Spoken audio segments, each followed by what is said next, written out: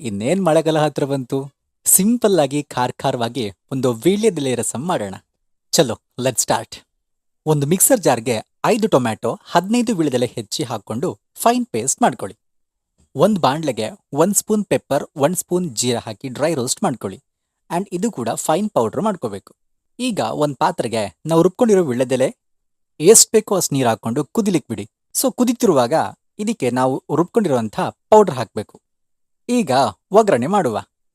ಒಂದು ಬಾಣಲಿಗೆ 3 ಸ್ಪೂನ್ ತುಪ್ಪ ಹಾಕಿ, ತುಪ್ಪಕ್ಕಾದ್ಮೇಲೆ ಸಾಸಿವೆ, ಜೀರಿಗೆ, ಒಣಮೆಣಸು, ಸ್ವಲ್ಪ ಕರಿಬೇಳೆ, ಇಂಗು, ಜಜ್ಜಿರುವಂತಹ ಬೆಳ್ಳುಳ್ಳಿ ಹಾಕಿ ಒಗ್ಗರಣೆ ರೆಡಿ ಮಾಡ್ಕೊಳ್ಳಿ.